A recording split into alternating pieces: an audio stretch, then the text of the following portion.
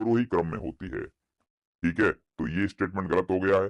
Halogen जो होते हैं आरोही भाग में होते हैं, यानी ऊपर चढ़ते हुए भाग में होते हैं, और एक आवर्त में तत्वों का परमाणुक आयतन सर्वप्रथम घटता है, बाद में भाई बढ़ता है। ये मतलब बात भी आपने सही बात बेटा। करके छोड़ दी परमाणुक यहाँ पे। आयतन जो होता है वो पहले बढ़ता है फिर घटता है।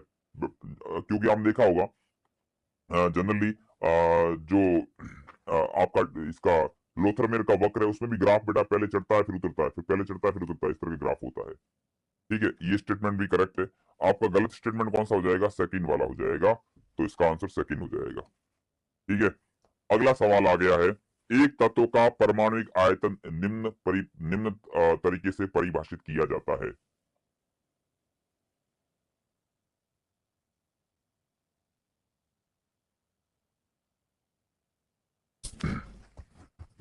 देखो यूनिट भैया, निकालना होता है। परमाणुक आयतन जो होता है वो ये नहीं होता है जैसे आप लोग, मैं एक भी देता हूँ एक हमारे ग्राफ, इसमें आप लोग बहुत सारे जो है चैनल लाइक बच्चे करें, गलत आंसर चैनल देंगे को इसका। सब्सक्राइब करें इसका बहुत और सारे बच्चे बेल गलत आंसर देंगे, देख लेना आप लोग।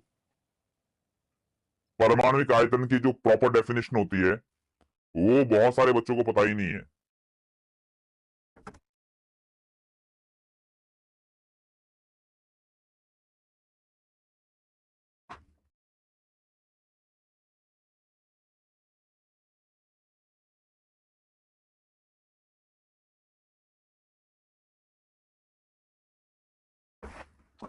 परमाणुक आयतन एक परमाणु द्वारा घेरा गया आयतन नहीं होता बेटा। एक परमाणु द्वारा घेरा गया आयतन नहीं होता है। एक परमाणु के 1 ग्राम द्वारा घेरा गया आयतन भी नहीं होता है। एक तत्व के 1 ग्राम परमाणु, 1 ग्राम परमाणु जो होता है बेटा 1 मोल को बोलते हैं। ग्राम परमाणु मोल का ही नाम होता है। 1 मोल द्वारा घेरा गया जो आयतन होता है, ठीक है बेटा, उसको बोलते हैं हम लोग परमाणुक आयतन। ठीक है, तीसरा ऑप्शन करेक्ट हो जाएगा इसका, सी वाला। ओहो, 81%। उम्मीद नहीं थी बेटा मुझे तुमसे इतनी। चलिए, आधुनिक आवर्त सारणी के या आवर्त सारणी के आधुनिक दीर्घ रूप में चौथे आवर्त में केवल 18 तत्व है। ये इलेक्ट्रॉन के किस कक्षक में भरे जाते हैं? कह रहा है कि चौथा पीरियड होता है उसमें इलेक्ट्रॉन किस आवर्त में भरे जाते हैं, ये वाला सवाल है। देखो बेटा, इस सवाल को तो आप कर ही लोगे, पर मैं तुम्हें एक चीज बताता हूँ। हमेशा जिस भी आवर्त में तुम तत्व भरोगे या इलेक्ट्रॉन भरोगे, सबसे पहले ns उपकोष में इलेक्ट्रॉन प्रवेश करते हैं, फिर करते हैं n-2f में, फिर करते हैं n-1d में, फिर लास्ट में करते हैं np के अंदर। ठीक है, लेकिन किसी किसी में f और d होता ही नहीं है, तो सीधा ns के बाद में np आ जाता है। जैसे पहले पीरियड की बात करें तो 1s, पहले पीरियड में जो इलेक्ट्रॉन जाते हैं बेटा वो 1s में जाते हैं। दूसरे पीरियड में इलेक्ट्रॉन जाते हैं वो 2s में जाते हैं और 2p में जाते हैं। तीसरे पीरियड के एलिमेंट्स होते हैं उनके इलेक्ट्रॉन 3s और 3p में प्रवेश करते हैं। चौथा पीरियड, पांचवा पीरियड, छठवां पीरियड, सातवां पीरियड और आठवां पीरियड। आठवां पीरियड होता नहीं है, लेकिन कल्पना कर ले कि हो जाए तो क्या होगा, उसकी भी बात कर लेंगे। चौथे पीरियड में बेटा इलेक्ट्रॉन जाते हैं 4s में और 4p में। शुरुआत हमेशा s से होती है, एंडिंग हमेशा p पे होती है। शुरुआत हमेशा s पे होती है, एंडिंग हमेशा p पे होती है। 7s 7p, 8s 8p। अब देखना, यहाँ पे विशिष्ट रूप से ये होता है कि 4s और 4p के बीच में 3d भी भरा जाता है, यहाँ 4d भरा जाता है, यहाँ 5d भरा जाता है, यहाँ 6d भरा जाता है और यहाँ 7d भरा जाता है। इसके अतिरिक्त बेटा यहाँ पे 4f भरा जाता है, इसमें नहीं, इसमें 4f भरा जाता है, यहाँ 5f भरा जाता है, यहाँ पे 6f भरा जाता है। और एक चीज जो आपको पता नहीं है, अगर आठवां पीरियड होता तो बेटा इलेक्ट्रॉन पहले 8s में जाते, फिर 8, फिर 6f में नहीं जाते बेटा, 5g वाला होता उसमें जाते। अब आप कहोगे सर जी उपकोष तो होता ही नहीं है। होता है, लेकिन अभी तक जो ज्ञात तत्व है उसमें कोई ऐसा एलिमेंट है ही नहीं जिसके जी उपकोष में इलेक्ट्रॉन प्रेजेंट है। बाकी जी उपकोष भी होता है। ठीक है, तो यानी कि इसका उत्तर कौन सा हो जाएगा? चौथे आवर्त वाले की बात करें तो चौथे आवर्त में 4s 3d और 4p हो जाएगा। 4s 3d और 4p सेकंड ऑप्शन करेक्ट हो जाएगा। तुम ये ध्यान रखना, आठवां पीरियड अगर आएगा तो उसमें इलेक्ट्रॉन पहले 8s में, फिर 5g के अंदर, और फिर 6f में, 7d में, 8p में। और एक मजेदार बात देखो, s में अधिकतम 2 इलेक्ट्रॉन आ सकते हैं, p में अधिकतम 6 इलेक्ट्रॉन आ सकते हैं, d में अधिकतम 10 इलेक्ट्रॉन आ सकते हैं, f में अधिकतम 14 इलेक्ट्रॉन आ सकते हैं। उसी प्रकार से g में बताओ कितने इलेक्ट्रॉन आ सकते हैं अधिकतम? g में 8, g में 9 ऑफकोर्स होंगे, तो 9 दूनी 18 इलेक्ट्रॉन आ सकते हैं। एक कक्षक, 3 कक्षक, 5 कक्षक, 7 कक्षक, 9 कक्षक, इस प्रकार से कक्षक हुआ करते हैं। ठीक है, चलिए बेटा थ्योरी गोलू सिंह जी, थ्योरी हमने मंजिल में कर ली है। आज क्वेश्चन प्रैक्टिस का सेशन है ना महारिविजन के अंदर। थ्योरी हम लोग मंजिल में पढ़ चुके हैं बेटा, वहां जाके थ्योरी पढ़ लो, वहां सब डिटेल में थ्योरी पढ़ा चुके हैं हम लोग। अगला सवाल, वह स्पीसीज बताइए जिसमें अंतिम संभावित पूरित डी कोष में डी इलेक्ट्रॉन की संख्या जिंक के समान नहीं होती है। बढ़िया सवाल है। ये कह रहा है कि आपको इनमें से ऐसा क्वेश्चन उठाना है जिसके अंतिम संभावित पूरित डी कोष में, कि उसका लास्ट जो डी कोष जिसमें इलेक्ट्रॉन प्रेजेंट है उसमें डी इलेक्ट्रॉन की संख्या जिंक के डी इलेक्ट्रॉन के बराबर नहीं होती है। तो पहली बात तो जिंक के पास में जिंक का परमाणु क्रमांक होता है 30 4s2, इसका विन्यास होता है आर्गन 4s2 और 3d10, यानी जिंक के बाह्यतम कोष में 10 इलेक्ट्रॉन होते हैं। तो ये कह रहा है इनमें से किसके बाह्यतम कोष में 10 इलेक्ट्रॉन नहीं है, ये आपको यहाँ पे बेटा बताना है। ये आपके लिए अच्छा सवाल है, मैं पोल दूंगा इसके लिए आपको 30 सेकंड का।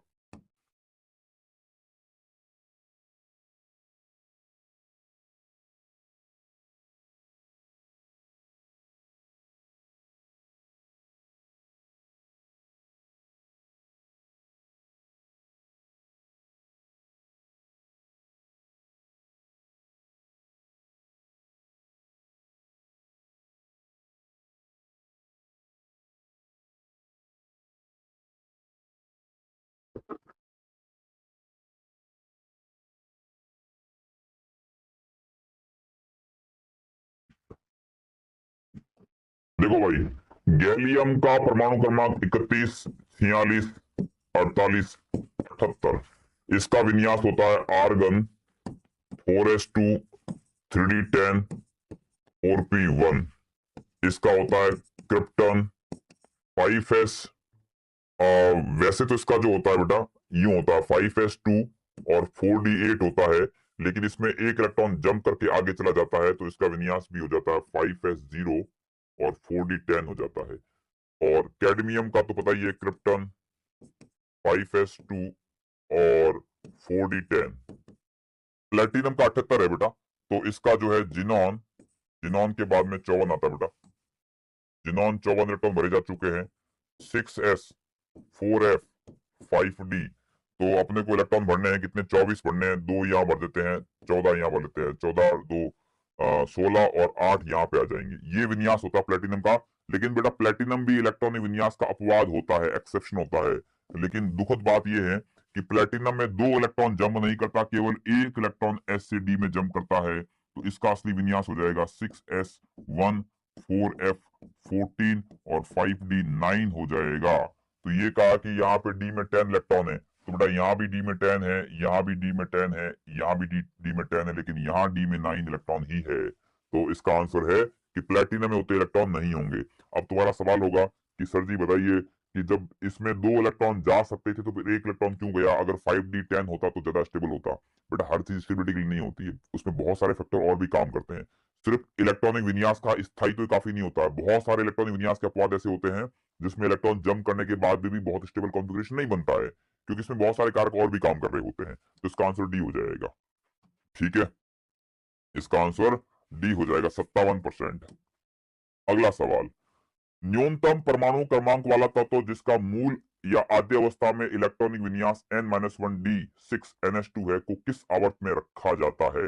ये कह रहा है कोई तत्व है जिसका इलेक्ट्रॉनिक विन्यास है n-1d6ns2, यानी उसके पास में डी में इलेक्ट्रॉन उपस्थित है। कुल मिला के बात यह है कि डी में इलेक्ट्रॉन उपस्थित है, वो किस आवर्त का होगा। तो बेटा डी में उपस्थित है, इसका मतलब जो है न्यूनतम का, इसने न्यूनतम, वैसे तो एफ में भी हो सकता है, पी में भी हो सकता है, न्यूनतम का है। तो बेटा डी में इलेक्ट्रॉन, पहला इलेक्ट्रॉन कहाँ जाता है, स्कैन डी में जाता है। ठीक है, लेकिन इसने कहा कि डी में 6 इलेक्ट्रॉन होने चाहिए, तो स्कैन डी में तो D1 ही होता है, 3d1, टाइटेनियम में 3d2 होता है। ऐसे करते करते बेटा आयरन होता है, उसमें जो है 3d6 होता है ना, ns2 4s2 और 3d6 होता है। तो यानी कि यहाँ पे कह रहा है कि ये तत्व कौन से आवर्त का हो सकता है बेटा। तो जो इसमें मुख्य क्वांटम संख्या होती है, जो सबसे बड़ी क्वांटम संख्या होती है, वही उसका आवर्त होता है। तो इसका जो आवर्त है वो चौथा हो सकता है, यानी डी ब्लॉक की शुरुआत बेटा चौथे आवर्त से होती है। डी ब्लॉक की शुरुआत बेटा कहां से होती है, चौथे आवर्त से होती है। इसका आंसर बी वाला हो जाएगा। बड़ा आसान सवाल है, तीसरे आवर्त में नहीं होते बेटा, तीसरे आवर्त में डी ब्लॉक नहीं होता, तीसरे में तो एस और पी होता है। डी ब्लॉक की शुरुआत ही चौथे से होती है। स्कैंडियम कौन से आवर्त का तत्व है? चौथे आवर्त का तत्व है। ठीक है, वाह वाह वाह, होती है। स्कैंडियम कौन से आवर्त का तत्व है? चौथे आवर्त का तत्व है। ठीक है, वाह वाह वाह, मस्त क्वेश्चन है। चलो भाई, इसके लिए मैं तुम्हें समय दूंगा, कैलकुलेशन करनी पड़ेगी तुम्हें, मैं तुम्हें टाइम दूंगा। एक काम करो, तुम इसके लिए 45 सेकंड ले लो, 45 सेकंड ले लो इसके लिए तुम, ये लो।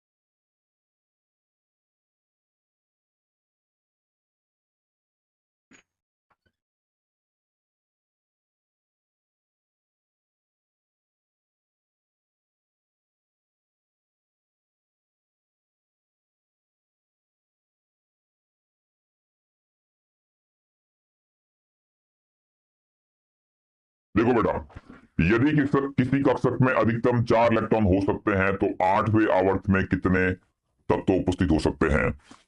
देखो, जितने कुल इलेक्ट्रॉन जाएंगे उतने ही तत्व होंगे, ये तो बात पक्का आपको।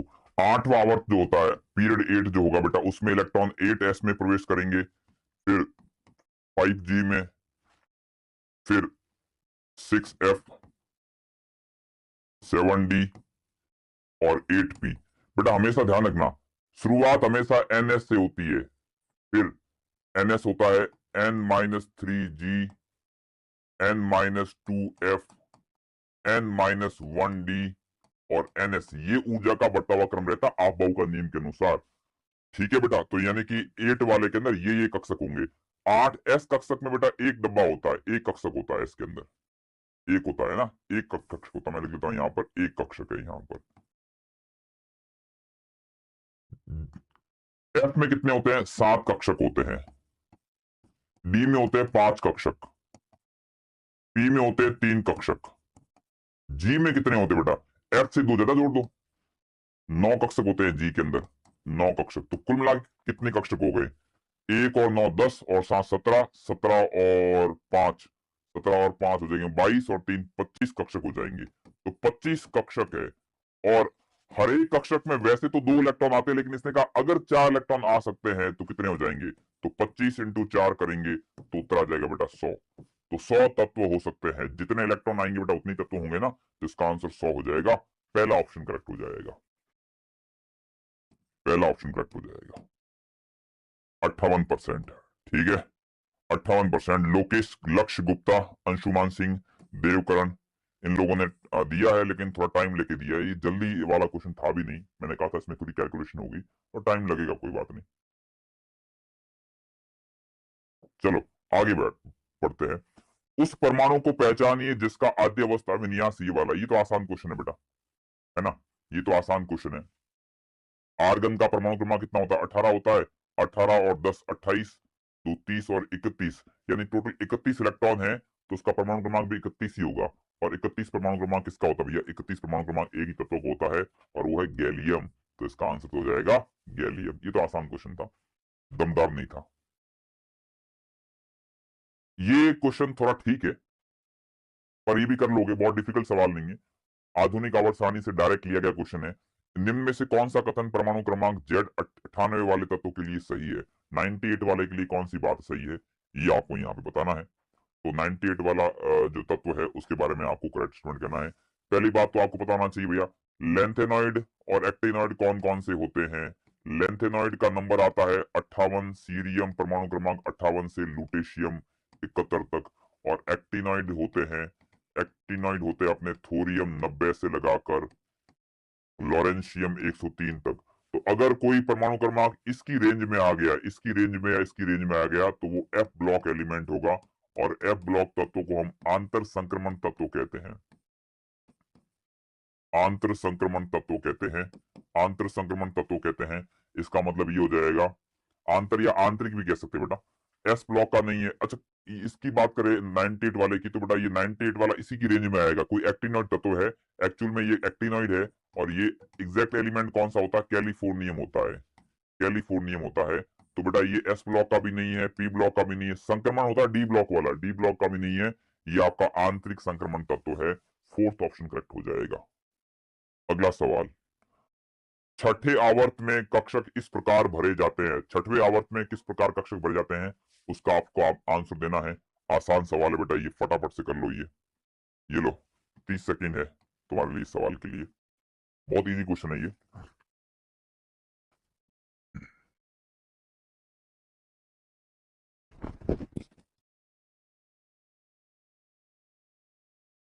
इजी पीजी है, इजी पीजी बिल्कुल।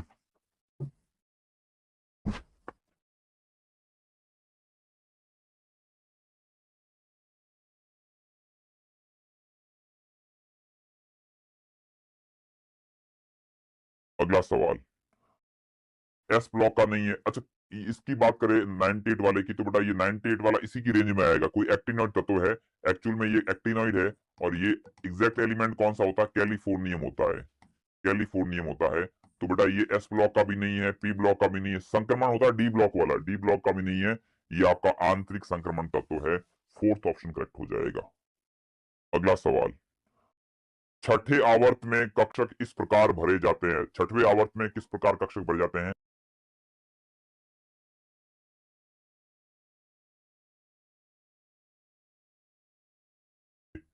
कि सर इस बार 10th क्लास पास करेंगे, वो कैसे मानेंगे? अरे क्या मानना भाई, दिमाग घूम गया क्या? थोरियम खा के आ गया तू? क्या सवाल पूछ रहा है ये? मेंडलीव ने आवर्त सारणी में जिन तत्वों के लिए स्थान छोड़ा था उनमें से तत्व नहीं है। कौन सा तत्व नहीं है मेंडलीव के बारे में पूछा गया इसमें। पहली बात तो इसका ऑप्शन भर लेते हैं अपन, इसका बी आंसर करेक्ट हो जाएगा। ठीक है। अगला सवाल ये है कि मेंडलीव ने आवर्त सारणी में जिन तत्वों के लिए स्थान छोड़ा था उनमें से तत्व नहीं है। कौन सा तत्व उनमें से शामिल नहीं है? कौन सा अलग तत्व है? हाँ ये जरूर है। आबिद अहमद की कंसेप्ट बता देंगे बेटा, पक्का बता देंगे। चलिए इसके की कंसेप्ट की यहाँ पे बात कर लेते हैं। इसमें क्या की कंसेप्ट इन्वॉल्व होगा मैं बता दूंगा। क्या मैंने इसके लिए पोल दिया है? नहीं दिया, इसकी आवश्यकता भी नहीं पोल की। इधर देखो, मैनलीव की आवर्त सारणी में मैनली ने कुछ तत्वों के लिए खाली जगह छोड़ी थी। वो तत्व कौन कौन से थे?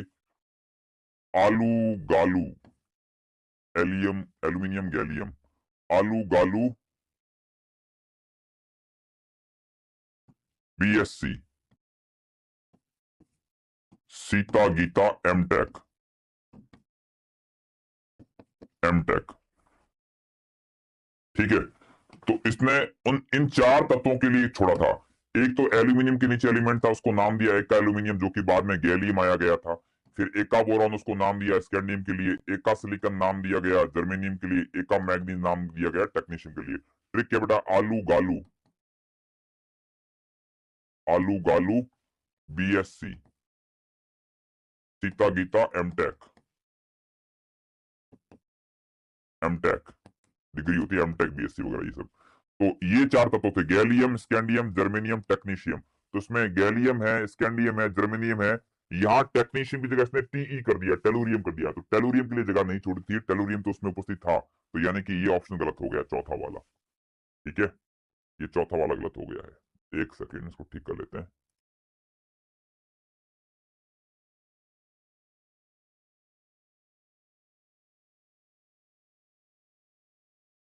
आधुनिक आवर्त सारणी में तत्वों की अधिकतम संख्या किसमें उपस्थित है? कौन से जगह पे अधिकतम तत्व है, ये बताएं आपको बेटा। कौन से पीरियड में और कौन से ग्रुप में?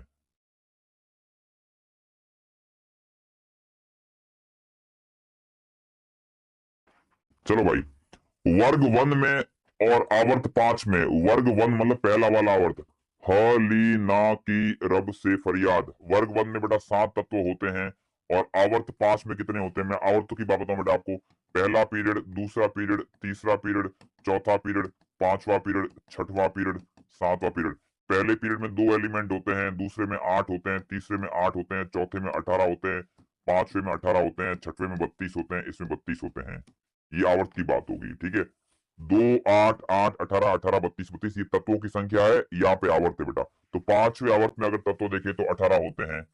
फिर वर्ग तीन में यूं आपको लग रहा होगा, कि वर्ग तीन के अंदर स्कैंडियम, यट्रियम और लेंथेनम है, लेकिन आपकी गलतफहमी बेटा।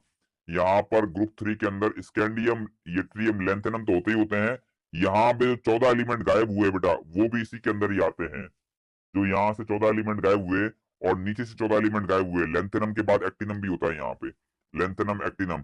तो ये वाले 4 एलिमेंट तो है ही है, बाकी 14 लेंथेनॉइड और 14 एक्टिनॉइड ये भी इसके अंदर शामिल होते हैं। तो 4 और 14, 14, 28, 32 तत्व हो जाएंगे। वर्ग 3 के अंदर 32 तत्व होते हैं, जो सबसे बड़ा वर्ग होता है। और आवर 6 के अंदर कितने होते हैं, आवर 6 में 32 तत्व होते हैं, ठीक है। वर्ग 5 में कितने होते हैं भैया, वर्ग 5 में तो अपने पास में 4 तत्व ही होते हैं। आवर 7 में 32 होते हैं। तो इसका कौन सा आंसर हो जाएगा, जहां हाईएस्ट है वर्ग 3 और आवर 3, 32 32 तत्व होते हैं, सेकंड वाला है, ठीक है। एक दिए गए कोष में आवरण प्रभाव, बेटा आवरण प्रभाव बोलते हैं परिरक्षण प्रभाव को, परिरक्षण प्रभाव को ही बोलते हैं आवरण प्रभाव, स्क्रीनिंग इफेक्ट जो होता है। और परिरक्षण प्रभाव या आवरण प्रभाव होता है वो इलेक्ट्रॉन घनत्व के समानुपाती होता है, और सबसे ज्यादा इलेक्ट्रॉन घनत्व एस में होता है, क्योंकि उसका आकार बहुत छोटा होता है।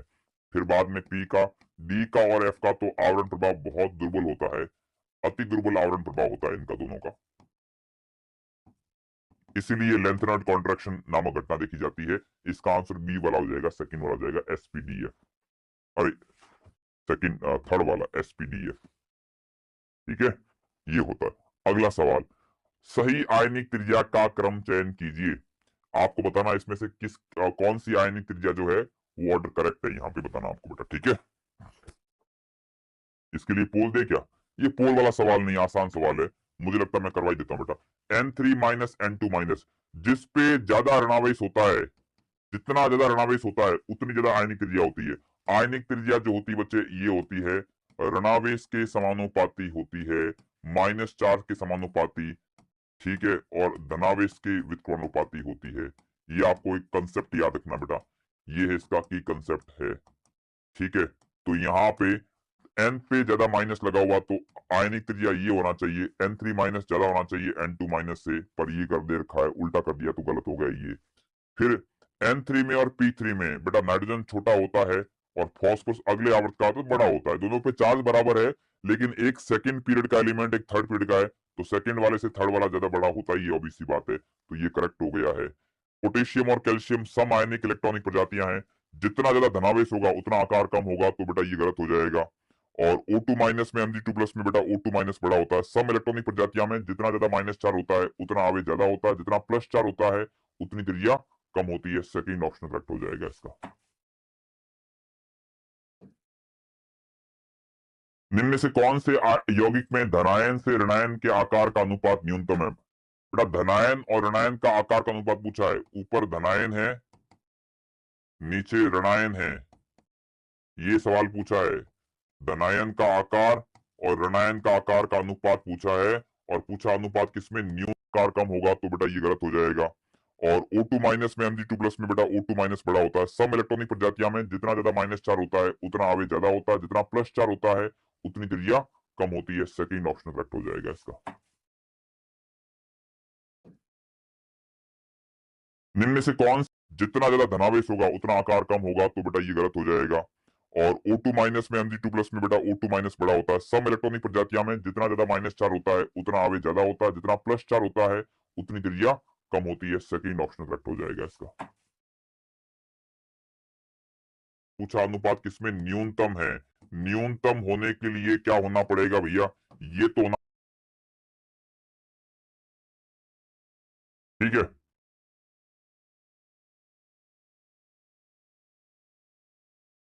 समझे, अरे भाई सबसे छोटा कौन है, लिथियम प्लस है, धनायन की बात कर रहे हैं। और यहाँ पे लिथियम प्लस छोटा है और आयोडाइड बहुत बड़ा है। ये अनुपात छोटा तभी होगा जब ये छोटा और ये बड़ा हो। ऐसा सेकंड ऑप्शन के अंदर ये बेटा। नहीं, एफ बड़ा नहीं होता मेरे भाई। एफ कहाँ बड़ा होता है? ऑर्डर तो ये होता है ना, F C L minus B R minus I minus में ये ऑर्डर होता है ना, ये वाला त्रिज्या का। तो जल में जाती है ना तो त्रिज्या उल्ट जाती है, वैसे तो ऑर्डर ये होता है। लेंथेनॉइड संकुचन का कारण है। 30 सेकंड दे रहा हूं, पोल है बेटा, आसान सवाल है, फटाफट से कर लो। छोटा सवाल है, आसान सवाल है, जल्दी से कर लो।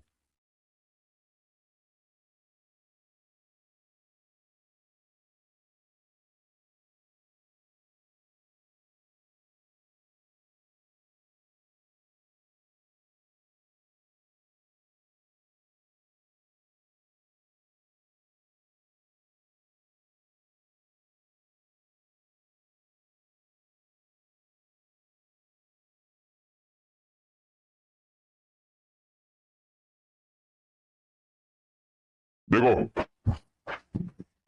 लेंथेनॉइड संकुचन क्या होता है? लेंथेनॉइड परमाणु जो होते हैं, लेंथेनॉइड तत्व होते हैं, उनमें लेफ्ट टू राइट जाते हैं तो आकार में निरंतर और लगातार कमी आती है, नियमित कमी आती है।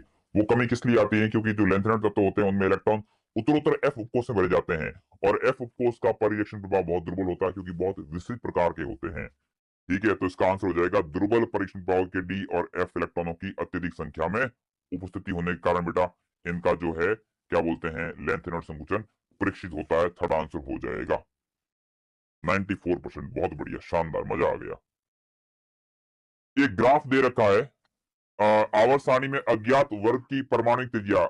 ये कह रहा है कोई वर्ग है जो पता नहीं कौन सा, उसकी परमाणु त्रिज्या पहले बढ़ रही है, फिर घट रही है, फिर बढ़ रही है, फिर बढ़ रही है। तो यहाँ पर ये जो बी और सी तत्व है, जहां पर पहले त्रिज्या बढ़ी है फिर घट गई है, ये किसको निरूपित कर सकता है? बी और सी क्रम से क्या क्या हो सकता है?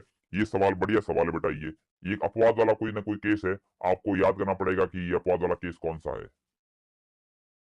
ठीक है, चलो पोल देता हूं 30 सेकंड के लिए, ले लो।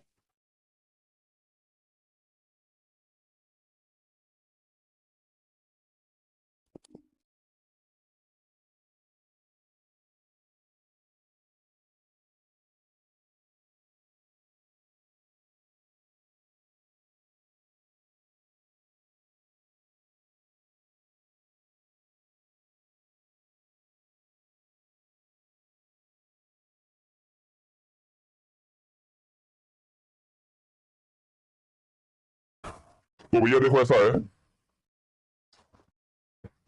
क्लोरीन और ब्रोमीन में बेटा ब्रोमीन का आकार बड़ा होता है। यहाँ देखो, बी बड़ा है और सी छोटा है, बी बड़ा है और सी छोटा है, इसका मतलब जो है सी छोटा होना चाहिए, बी बड़ा होना चाहिए। यहाँ तो ब्रोमीन बड़ा है तो ये तो ऑप्शन होने से रहा। बेरिलियम और मैग्नीशियम में भी मैग्नीशियम बड़ा होता है तो बेटा ये वाला ऑप्शन भी नहीं होगा। सिलिकॉन और जर्मेनियम में भी, जर्मेनियम नीचे का तत्व होता है, बड़ा होता है, तो ये भी ऑप्शन नहीं होगा। एल्यूमिनियम और गैलियम में अपवाद होता है। एल्यूमिनियम थर्ड पीरियड का है, ये फोर्थ पीरियड का है, फिर भी एल्यूमिनियम बड़ा आकार का होता है संक्रमण संकुचन के कारण, इसलिए यही आपका करेक्ट ऑप्शन बैठ रहा है इन चारों में से। तो ऑप्शन हो जाएगा फोर्थ वाला, डी वाला ऑप्शन करेक्ट हो जाएगा। और इसको भी आप लोगों ने 88% बच्चों ने ठीक करा है। चलो भाई, सही आयनिक त्रिज्या का क्रम बताइए। ये देखो, ऑक्सीजन है, सल्फर है, सेलेनियम है, टेलुरियम है, ये 16 ग्रुप के एलिमेंट है। यहाँ पे -2 है, -2 है, -2 है, -2 है। आपको पता है आवर्त में, सॉरी ग्रुप में नीचे जाने पर आकार जो होता है वो बढ़ता है। तो अब बताओ कौन सा ऑप्शन हो जाएगा? यानी कि आकार बढ़ेगा।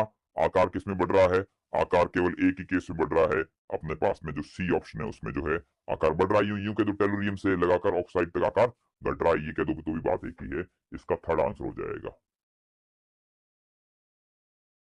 ठीक है, इसका थर्ड ऑप्शन करेक्ट हो जाएगा, सी ऑप्शन करेक्ट हो जाएगा। अगला सवाल, वाह बेटा वाह, मस्त सवाल है ये। तुम्हें मैं हिंट देता हूं इसमें। हिंट है इसके अंदर बेटा, इलेक्ट्रोनेगेटिविटी और ऑक्सीकरण संख्या। ये ऑक्सीकरण संख्या और इलेक्ट्रोनेगेटिविटी से कुछ संबंधित है, या यूं समझ लो कि ऑक्सीकरण संख्या से संबंधित है, ऐसे मान लो आप। ये आपके लिए हिंट है। अब तुम सॉल्व कर लो इसको। 30 सेकंड दिए इसके लिए। अच्छा सवाल है इसलिए मैं पोल दे रहा हूँ, बेकार सवाल होता तो पोल नहीं देता बेटा मैं इसके लिए। बढ़िया सवाल है ये।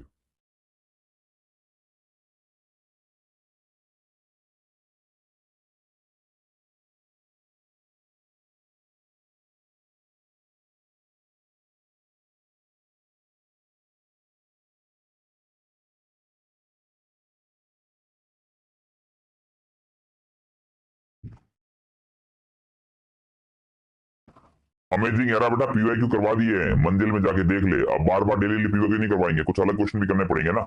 डेली पीवाईक्यू करवाए क्या? क्लास में पीवाईक्यू हो गए हैं, अपने मंजिल सीरीज में हो गए हैं, अब भी पीवाईक्यू करवाए यहाँ पे। देखो, मैग्नीज यहाँ +2 अवस्था में है, मैग्नीज यहाँ +2 अवस्था में है, मैग्नीज यहाँ +7 अवस्था में है, मैग्नीज यहाँ पर +4 में है। जो आयनिक त्रिज्या होती है, अभी बताया थोड़ी देर पहले मैंने कि आयनिक त्रिज्या जो होती है बच्चे, वो धनावेश के व्युत्क्रमानुपाती होती है।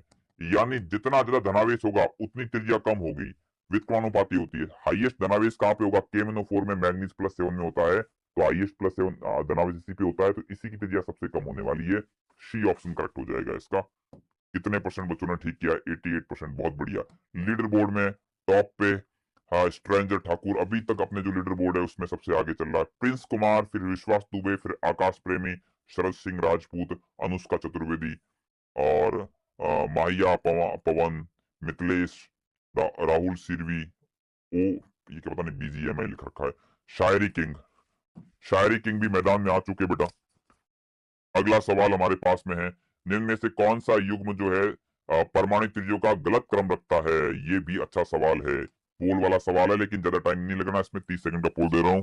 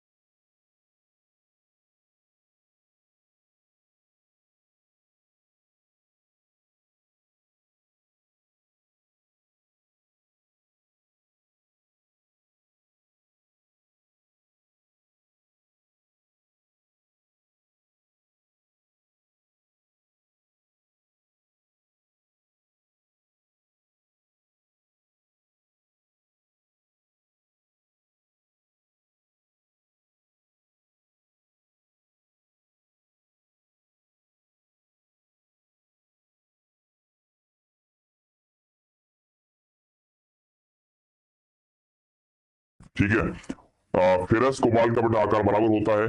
लेंथेनम यूट्रियम का बराबर नहीं होता, ये ग्रुप 3 के एलिमेंट है। ग्रुप 3 के अंदर अगर हम 3D सीरीज देखें, 4D सीरीज देखें, 5D सीरीज देखें, स्कैंडियम, लेंथेनम, स्कैंडियम, यट्रियम और लेंथेनम, इसमें बेटा आकार में लगातार बढ़ोतरी होती है। हाँ, अगर हम ग्रुप 4 से लगाकर ग्रुप 12 तक देखें बेटा, तो जितने भी एलिमेंट होते हैं उसमें 3D से 4D का आकार बढ़ता है, लेकिन 4D और 5D का आकार जो है लगभग बराबर रहता है। तो ये देखो, ये 4D का एलिमेंट है, ये ये है 4D का एलिमेंट, ये 5D का एलिमेंट है, तो आकार बराबर है। ये आपका जिरकोनियम 4D का है, ये 5D का है, तो आकार बराबर है। लेकिन इन दोनों का आकार बेटा बराबर नहीं होता है। लेंथेनम और यूट्रियम का आकार बराबर नहीं होता, लेंथेनम का आकार ज्यादा होता है। तो ऑप्शन सेकंड इसमें जो है वो गलत क्रम बता रहा है, बी आंसर करेक्ट हो जाएगा इसका। ये तो बहुत बच्चों ने गलत किया यार, ऐसा कैसे गलत किया आप लोगों ने ये? अरे गुस्सा थोड़ी कर रहा हूँ, मैंने तेरे को ये बोला कि पीवाईक्यू हम लोग ऑलरेडी करवा चुके हैं मंजिल के अंदर बेटा। गुस्सा क्या कर रहा हूँ? मेरा चेहरा ऐसा ही है, मेरी बनावट ऐसी है कि मेरा चेहरा लगता है कि मैं बहुत गुस्सा करता हूँ। मैंने आज तक जीवन में कभी गुस्सा नहीं किया है। ठीक है, अगली बार से तू ऐसा सवाल पूछ मत लेना बेटा, मैं गुस्सा नहीं करता हूँ। चल, मजाक कर रहा हूँ। आगे बढ़ते हैं नेक्स्ट क्वेश्चन की तरफ। तत्वों के दिए गए युग्मों में आईपी के मानों का उच्चतम अनुपात निकालना। आपको आईपी जो होता है वो होता है बेटा आयनन ऊर्जा। आयनन ऊर्जा जो होती है, मैं आपको बताऊं, आयनन ऊर्जा परमाणु आकार के व्युत्क्रमानुपाती होती है। ठीक है, इसने कहा कि आईपी के मानों का उच्चतम अनुपात, उच्चतम अनुपात कब आएगा? जब ऊपर वाले तत्वों की परमाणु ये जो आयनन ऊर्जा होगी ऊपर वाले की वो बहुत ज्यादा होगी, और नीचे वाले की आईपी जो है वो बहुत कम होगी, तब जाके आपका उच्चतम अनुपात आएगा, तब जाके आपका उच्चतम अनुपात आने वाला है। ठीक है, तो आईपी बहुत ज्यादा होगी, इसका मतलब क्या होगा? आकार बहुत कम होना चाहिए, और इसमें आकार बहुत ज्यादा होना चाहिए। ऊपर वाला छोटा होना चाहिए, नीचे वाला बड़ा होना चाहिए। मतलब पहले वाला छोटा हो, नीचे वाला बड़ा हो, तभी आईपी का जो अनुपात है उच्चतम आएगा। तो भैया हीलियम है, नियॉन है, आर्गन है, क्रिप्टन है, जिनॉन है, रेडॉन है। इसमें सबसे छोटा हीलियम होता है, सबसे बड़ा रेडॉन। रेडॉन तो इसमें ऑप्शन दे नहीं रखा है, तो हमने बार हमारे पास कौन बचा बड़ा? रेडॉन तो है नहीं, जिनॉन बचा है। तो अगर ऊपर हीलियम होगा, नीचे जिनॉन होगा, तो सबसे बड़ा अनुपात आएगा। ऐसा ऑप्शन कौन सा है? ऐसा वाला ऑप्शन थर्ड वाला है, तो सी ऑप्शन करेक्ट हो जाएगा। अगला सवाल, ये क्वेश्चन में थोड़ी त्रुटि है। ये ऐसा कहा गया है कि निम्न से कौन सा चुंबकीय आघूर्ण मान कोबाल्ट के लिए उच्चतम आयन ऊर्जा के अनुसार है? कौन सा चुंबकीय आघूर्ण कोबाल्ट के कौन सा चुंबकीय आघूर्ण मान से संबंधित?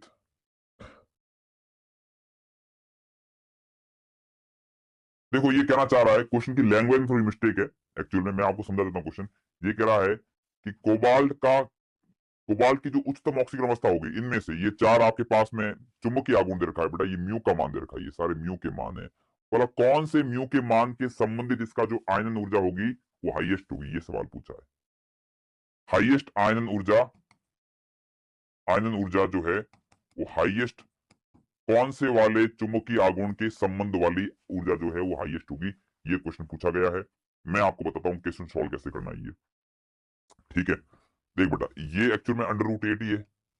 अंडर रूट 8 की वैल्यू 2.83 के समथिंग आती है। ये अंडर रूट 15 है, इसकी वैल्यू 3.87 के आसपास आएगी। यहाँ पे इसकी वैल्यू आएगी 5.92 के आसपास। यहाँ पे आएगी 4.90 के आसपास। ठीक है बेटा, मैंने क्लास में बताया होगा, आपको पता भी है कि ये वैल्यू जो होती है ना, तो बेटा उसमें अनपेड इलेक्ट्रॉन 2 होते हैं। 3 वाली वैल्यू में अनपेड इलेक्ट्रॉन 3 होते हैं। 5 वाली में अनपेड इलेक्ट्रॉन जो है 5 होते हैं। 4 वाली में अनपेड इलेक्ट्रॉन 4 होते हैं। ठीक है, अब देखो, cobalt, cobalt plus, cobalt 2 plus, cobalt 3 plus, cobalt 4 plus, cobalt 5 plus.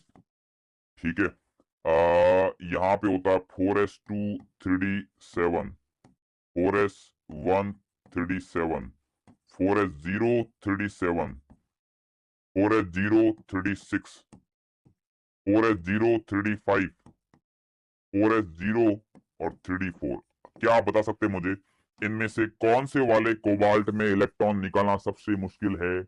इन चारों में से इलेक्ट्रॉन निकालना सबसे मुश्किल किसमें बेटा? जहां पे इसका अर्धपूरित कोष होता है 3d5, यानी कोबाल्ट 4 में से इलेक्ट्रॉन निकालना सबसे मुश्किल है। कोबाल्ट 4 में से इलेक्ट्रॉन निकालना सबसे मुश्किल है। तो कोबाल्ट 4 में कितने अयुग्मित इलेक्ट्रॉन है? 5 इलेक्ट्रॉन अयुग्मित है। और जब भी 5 इलेक्ट्रॉन बेटा अयुग्मित होते हैं, तो उसका अंडर रूट, इसकी वैल्यू आती है n+2 वाली, वो कितनी आती है? अंडर रूट 35 आती है। यानी इसका आंसर थर्ड वाला हो जाएगा। ठीक है, ये वाला आंसर थर्ड वाला हो जाएगा। यहाँ पे मिस्टेक है थोड़ी सी। मिस्टेक तो कुछ नहीं, प्रिंटिंग मिस्टेक है, ये लो ठीक कर दी मैंने। I4 - 3, 5 - 4, 2 - 1। अब सवाल सही बन गया। इसका आंसर क्या होगा? 30 सेकंड का पोल है।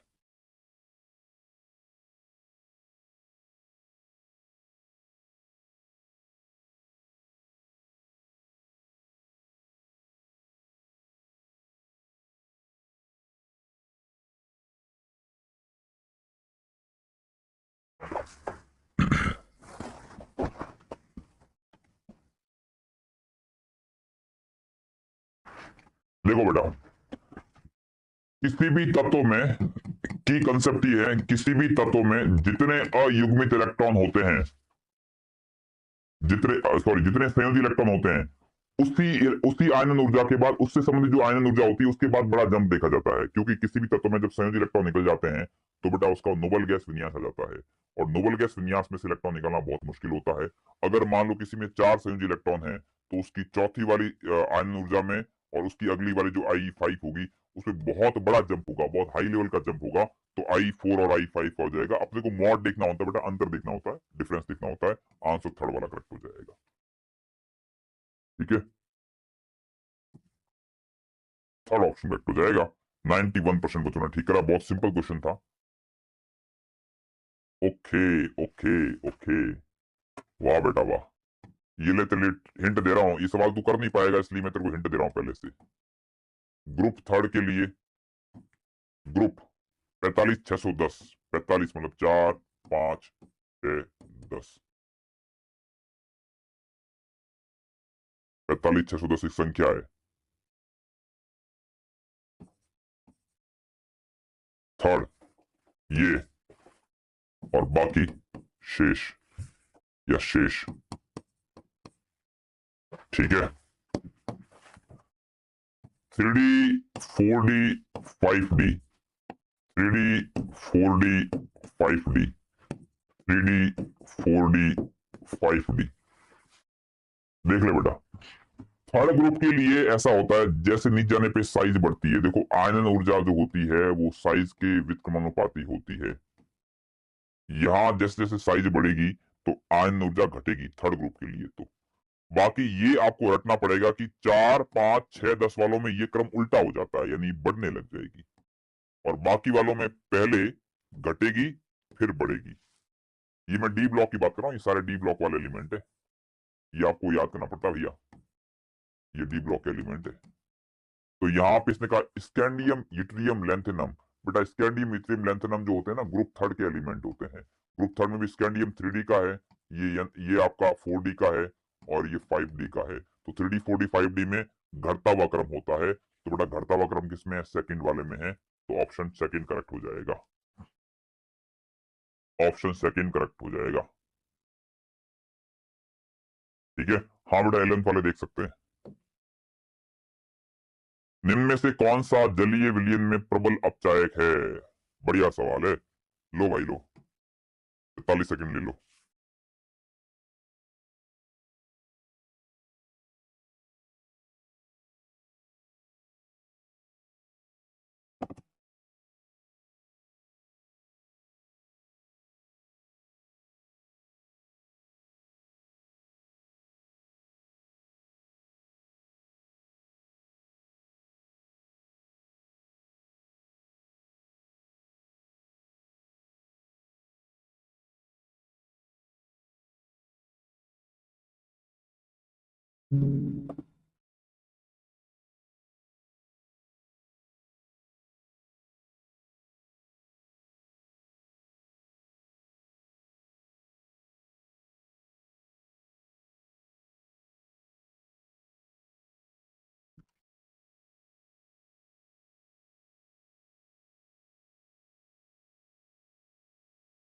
ये सवाल बेटा वैसे देखा जाए ना, इलेक्ट्रोकेमिस्ट्री का है और एस ब्लॉक का है। अब एस ब्लॉक तो तुम्हारे मेंस में है नहीं, एडवांस में है, पर इलेक्ट्रोकेमिस्ट्री के पॉइंट ऑफ व्यू से कर सकते हैं। यहाँ पे एलिमेंट कौन कौन से हैं?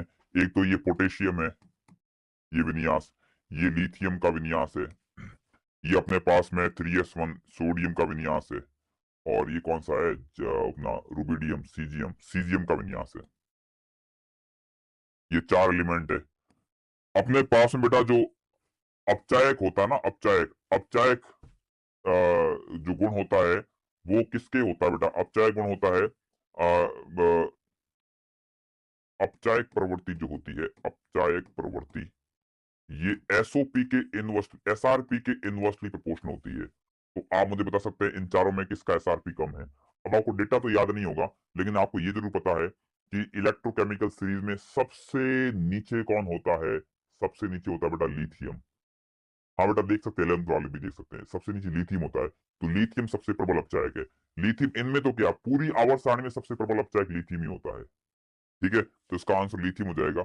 वैसे ये एस ब्लॉक में पढ़ाते हैं, इसकी ट्रिक भी होती है, लेके रब श्री का नाम, ऐसे करके ट्रिक होती है इसकी, ये इसको ऑर्डर को याद करने का। वो भी एस ब्लॉक जब एडवांस में पढ़ेंगे तब की बात है। अभी तुम्हें याद रखना कि लिथियम है। ऐसा क्यों होता है?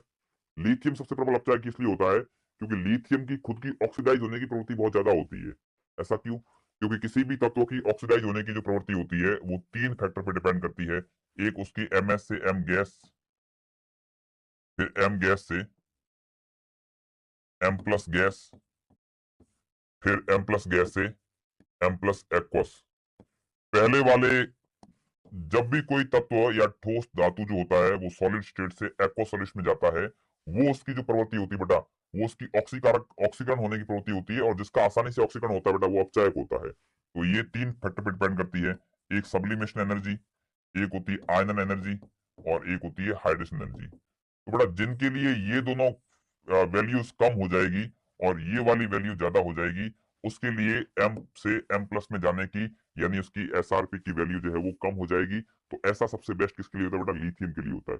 लिथियम के लिए हाइड्रोजन एनर्जी की वैल्यू बहुत ज्यादा होती है, इसलिए लिथियम जो है बेस्ट अपचायक होता है। ठीक है, इसका आंसर सेकंड वाला हो जाएगा,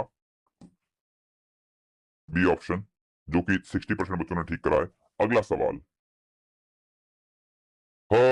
टी कैलविन पे बेटा, टी कैलविन है, टी के नहीं है ये, टी और ये कैलविन है, स्पेस है इसके बीच में। टी मतलब कोई तापमान की वैल्यू है, टी कैलविन। टी कैलविन पर सोडियम की आयन एंथैल्पी 500 किलो जूल प्रति मोल है, और टी कैलविन पर उसी तापमान पे अगर 200 जूल ऊष्मा अवशोषित करके कितने सोडियम परमाणु सोडियम आयन में परिवर्तित हो सकते हैं। यहाँ पर आपको अवोगाद्रो संख्या की वैल्यू जो है वो 6 लेनी है, 6.022 नहीं लेना है। ठीक है, हितेश पटेल कह रहा है एसआरपी क्या होता है? एसआरपी बेटा स्टैंडर्ड रिडक्शन पोटेंशियल होता है, इलेक्ट्रोकेमिस्ट्री के अंदर पढ़ाया जाता है। ठीक है, किसी भी तत्व की ऑक्सीकृत होने की या अपचाई होने की प्रवृत्ति को एसआरपी से मापा जाता है। ठीक है बेटा।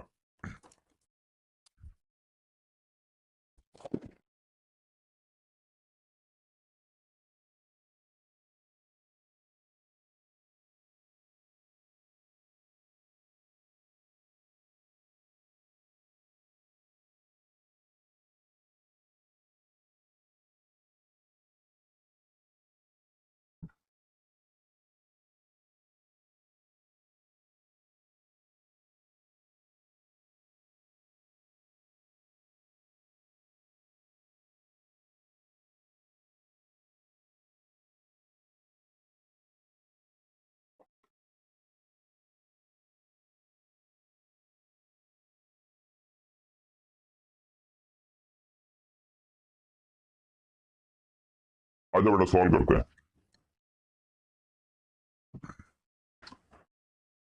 500 किलो जूल, 500 किलो जूल ऊर्जा चाहिए पर मोल, यानी एक मोल के आयनन के लिए, एक मोल आयनन करने के लिए, या एक मोल के लिए, एक मोल सोडियम के लिए। ठीक है, तो बेटा 1 किलो जूल ऊर्जा कितने मोल के लिए, 1 किलो जूल से कितने मोल आयनित होंगे? 1/500 मोल आयनित होंगे। तो इसने कहा 200 जूल। अच्छा, आप बता सकते हो 200 जूल कितनी होती है? 200 जूल को अगर किलो जूल में कन्वर्ट करेंगे तो ये हो जाएगा -3 किलो जूल। इससे कितने मोल आयनित होंगे? 200/10⁻³ अपॉन 500। 200 की इंटू 10⁻³ किलो जूल से इतने मोल जो है बेटा वो आयनित होंगे। पर इसने पूछा है कितने परमाणु, परमाणु पूछे हैं। तो आपको पता होगा एक मोल में Na परमाणु होते हैं, Na मतलब अवोगाद्रो संख्या के बराबर परमाणु होते हैं। तो इतने मोल को अगर परमाणु में मल्टीप्लाई करेंगे, कन्वर्ट करेंगे, तो इसका आंसर हो जाएगा, इसकी वैल्यू ये रखनी है अपने को 6 वाली, 6 इंटू 10⁻23। ये दो बिंदिया से दो बिंदिया कट गई बेटा, ये 2 से 5 कट गया कितनी बार? 2 से 5 कट गया 0.4 बार। 0.4 और 6 करेंगे तो 2.4 हो जाएगा। 2.6 और 4 और अपने पास में 10⁻³ 10⁻23। इसको सॉल्व करेंगे तो उत्तर आ जाएगा 2.4 10⁻20 वाला आंसर आ जाएगा। सेकंड आंसर करेक्ट हो जाएगा। ठीक है, सेकंड आंसर करेक्ट हो जाएगा। निम्नलिखित में से कौन सा कथन जो है वो गलत है? कैल्शियम की प्रथम आयन ऊर्जा गैलियम की प्रथम आयन ऊर्जा से अधिक है। देखो भैया, कैल्शियम और गैलियम दोनों फोर्थ पीरियड के एलिमेंट है। कैल्शियम का विन्यास होता है 4s2 बाह्यतम कोष का, इसका होता है 4s2 और 4p1।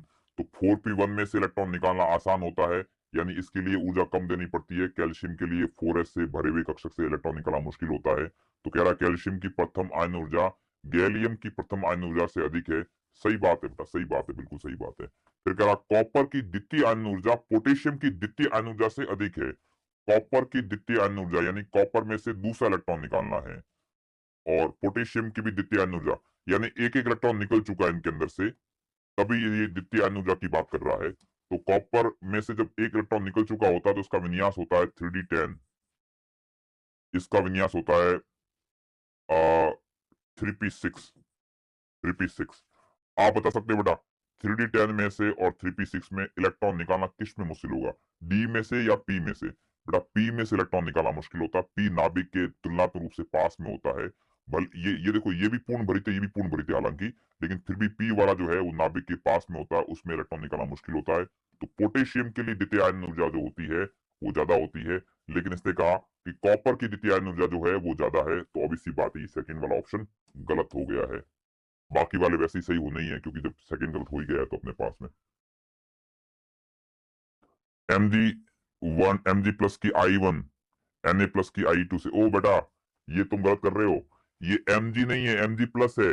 और Mg प्लस मतलब क्या है, Mg प्लस का और I प्लस का कंपेयर करो, सोडियम प्लस का।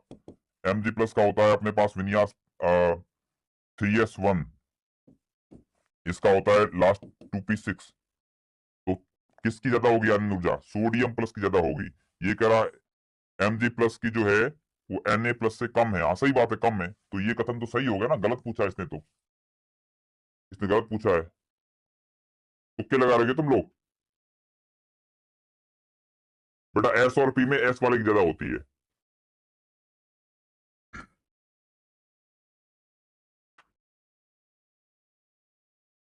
निम्न में से कौन सी प्रक्रिया आयरन परमाणु से दी गई स्पीड से ऊर्जा अवशोषण द्वारा Fe2 प्लस आयनों की अधिकतम संख्या उत्पन्न कर सकती है? ये पता क्या कह रहा है, सवाल ये कह रहा है कि आपको Fe को Fe2 प्लस में बदलना है, तो बताओ कौन सी वाली प्रक्रिया में जो ऊर्जा होती है वो ये काम कर सकती है, या यूं कहेंगे कि किस वाली प्रक्रिया से अधिक मुक्त ऊर्जा से अधिकतम Fe2 प्लस के आयन बना जा सकते हैं? तो N से N माइनस, F से F माइनस, Cl से Cl माइनस, S से S माइनस। यहाँ पे माइनस चार्ज है। आपको ये बता रहा है इसमें से कौन सा प्रक्रम ऐसा है जिसमें अधिकतम ऊर्जा निकलेगी और उसी ऊर्जा को हम खर्च करके Fe को Fe2 प्लस में बदलेंगे। ठीक है, आपको बताना है कौन से वाले प्रक्रम में अधिकतम ऊर्जा निकलेगी। मैं आपको हिंट दे रहा हूं बेटा, ये उदासीन परमाणु है, ये ऋणायन बन रहा है। किसी उदासीन परमाणु को ऋणायन में कन्वर्ट करते हैं तो उसमें जो ऊर्जा मुक्त होती है इसको बोलते हैं इलेक्ट्रॉन लब्धि ऊर्जा। तो आपसे पूछा इलेक्ट्रॉन लब्धि ऊर्जा हाईएस्ट किसकी है, कुल मिला के आपसे ये पूछ रहे हैं कि इनमें से किसकी इलेक्ट्रॉन लब्धि ऊर्जा हाईएस्ट है। पोल से क्वेश्चन करना बेटा आपको, ये 30 सेकंड का पोल दूंगा।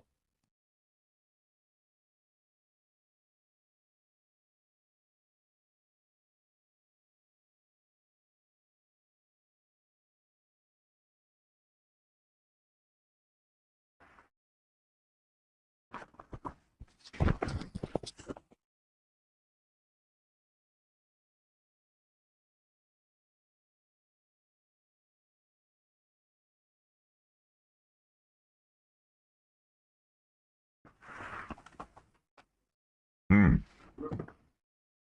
पूरी आवर्त सारणी में सबसे हाईएस्ट इलेक्ट्रॉन लब्धि ऊर्जा बेटा क्लोरीन की होती है।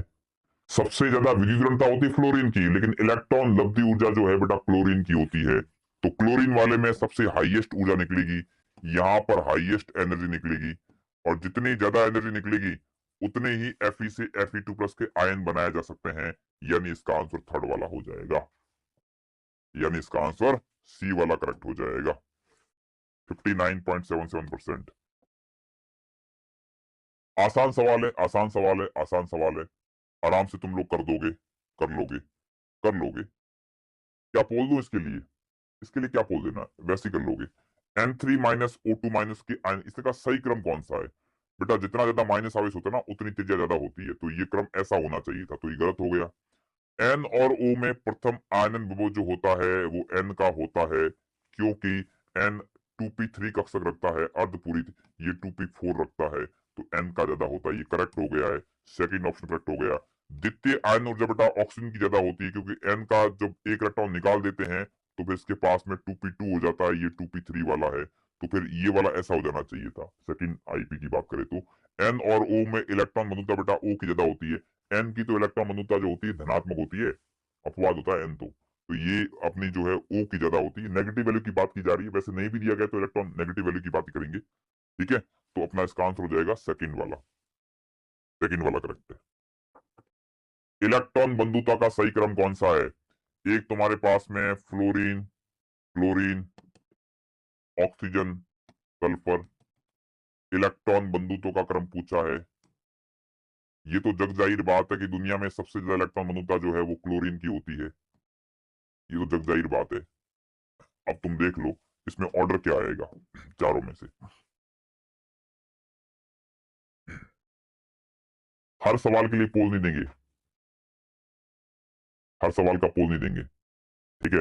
और बेटा जो सवाल करवा रहा हूं ना, ऐसे सवाल आपको इस मेंस के एग्जाम में देखने को मिलने वाले हैं, ठीक है। तो भैया देखो ऐसा होता है, मैं आपको पूरी कहानी बता देता हूँ, पूरी कहानी बता देता हूँ। Fluorine, chlorine, bromine, iodine, oxygen, sulphur, selenium, tellurium. वैसे देखा जाए इलेक्ट्रॉन बंधुता जो होती है वो आकार के व्युत्क्रमानुपाती होती है। तो डाउन द ग्रुप जो होती है वो जैसे आकार बढ़ेगा तो ये घटनी चाहिए, ऐसे घटती है ये, घटती है, घटती है। तो यहां पर भी और यहां पर भी घटनी चाहिए, लेकिन बेटा यहां अपवाद होता है। इनका क्या आकार बहुत छोटा होता है, इलेक्ट्रॉन जोड़ना बहुत मुश्किल होता है, तो यहां अपवाद होता है, यहां अपवाद होता है, अपवाद होता है। तो मैं नीचे वाले को हटा देता हूँ क्योंकि अपने काम के नहीं, अपने काम के चार एलिमेंट है। इसका मतलब हो गया फ्लोरीन और क्लोरीन में तो हाईएस्ट किसकी हो गई है अपने पास बेटा, क्लोरीन की हो गई है। ऑक्सीजन और सल्फर में सल्फर की ज्यादा हो गई है ऑक्सीजन से। और इसमें 16 ग्रुप में और 17 ग्रुप में 17 ग्रुप वालों की ज्यादा होती है। तो ये ऑर्डर आ जाएगा OSFCl, OSFCl। पहला ऑप्शन करेक्ट हो जाएगा, पहला ऑप्शन करेक्ट हो जाएगा, ठीक है। देखते हैं ये सवाल कितने बच्चे कर पाते हैं, ये बढ़िया सवाल है। इसमें तुम जोड़ तोड़ लगाओगे ना, तुक्का नहीं लगने वाला, ये सवाल अलग प्रकार का है। जो तुम्हें सिखाया जाता है जनरली क्लास में वैसा सवाल नहीं है, थोड़ा सा अलग है ये। दे देता हूं मैं आपको, इसके लिए 30 सेकंड काफी होंगे।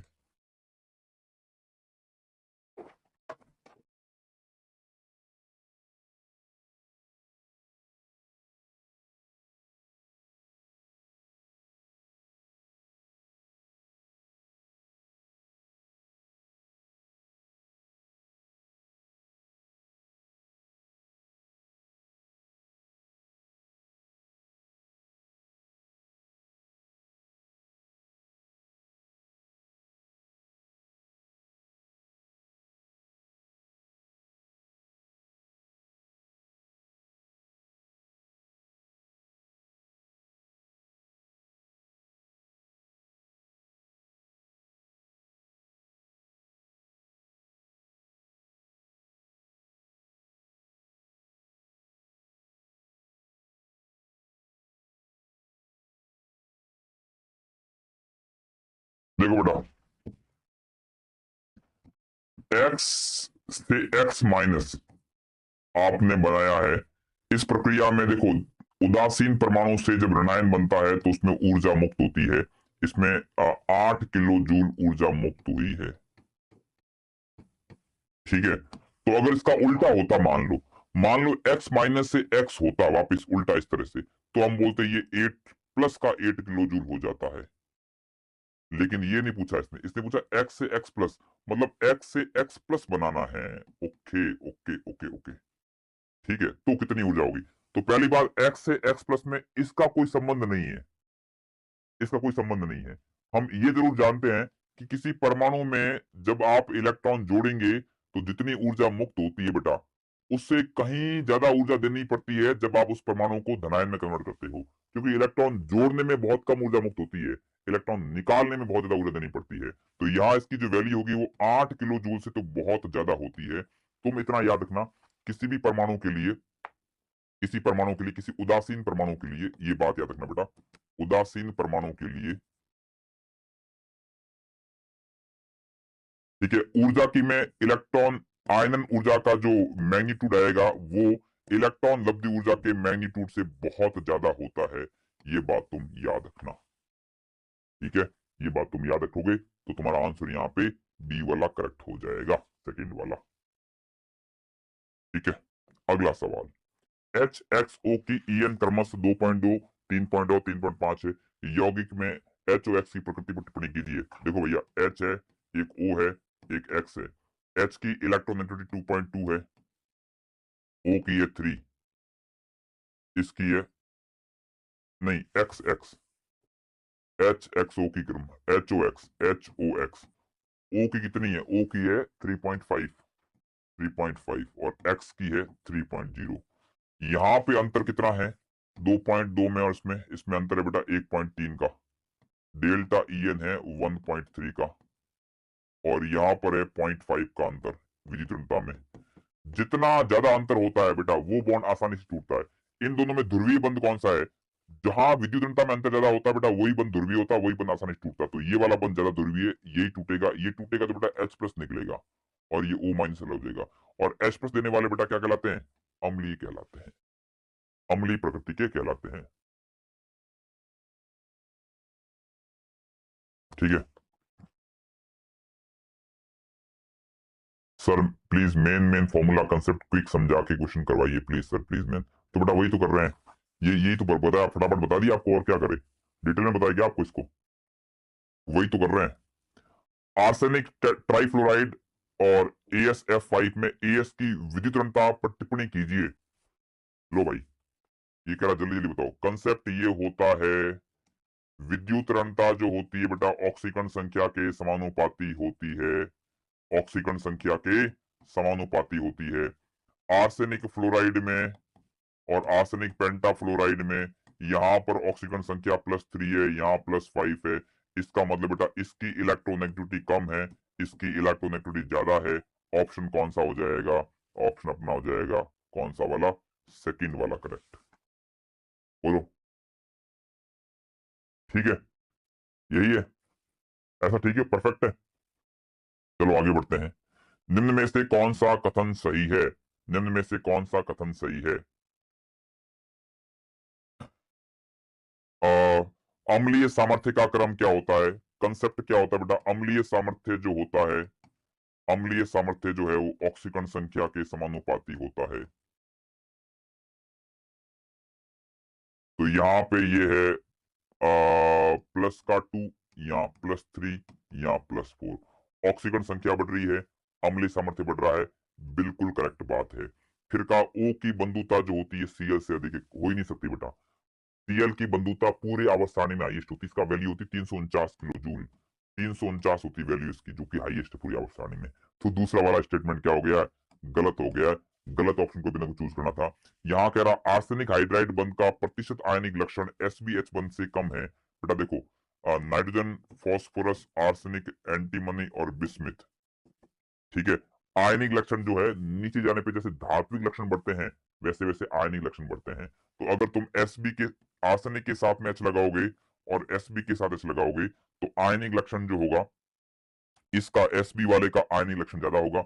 नीचे जाने पे धात्विक गुण बढ़ते हैं तो उसके हाइड्राइडो के अंदर आयनिक लक्षण भी बढ़ते हैं। तो इसका कंसेप्ट ये है कि आयनिक लक्षण जो होते हैं वो धात्विक गुण के समानुपाती होते हैं।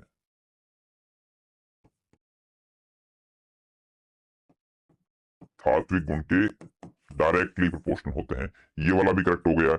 sp2 संकरित कार्बन, sp संकरित कार्बन sp2 संकरित कार्बन से अधिक विजीर्ण होता है। ये तो बहुत बेसिक सी बात है, 10 क्लास बच्चों को पता है। तो इसका आंसर सेकंड वाला था। निम्न में से कौन सा सर्वाधिक विद्युत धनी है। विद्युत धनी जो होता है बेटा, विद्युत धनता जो होती है वो आकार के समानुपाती होती है। ठीक है, आवर्त सारणी में lithium, sodium, potassium, rubidium, caesium, इसमें नीचे जाने पे आकार बढ़ता है तो विद्युत धनता भी बढ़ती है। तो सबसे अधिक विद्युत धनता किसकी होती है, सीजियम की होती है। विद्युत धनता का मतलब इलेक्ट्रॉन त्यागने की प्रवृत्ति, विद्युत धनता होती है इलेक्ट्रॉन ग्रहण करने की प्रवृत्ति। तो इसका आंसर डी वाला हो जाएगा, सीजियम ऑप्शन करेक्ट हो जाएगा। कर लो भाई, तुम्हारे लिए पोल का सवाल है ये। ये पता नहीं कौन सा सवाल का पोल था बेटा, इसका आंसर क्या था पहले जो मैंने पोल करवाया था, उसका आंसर क्या होगा यार, क्या था पोल, मुझे याद ही नहीं अब तो।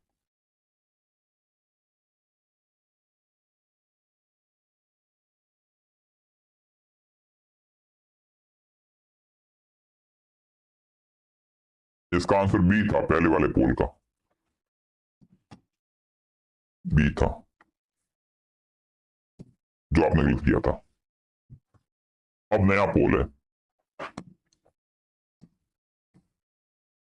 नया पोल है बेटा।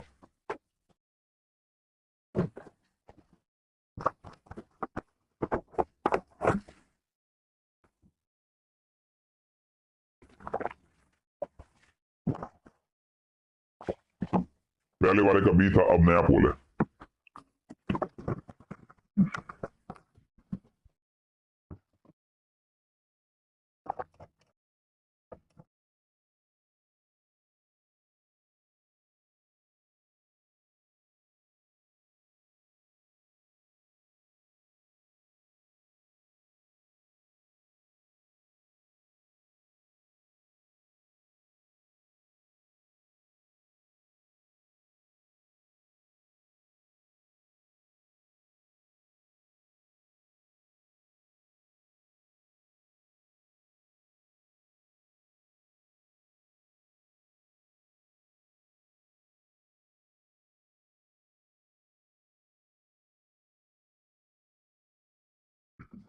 देखो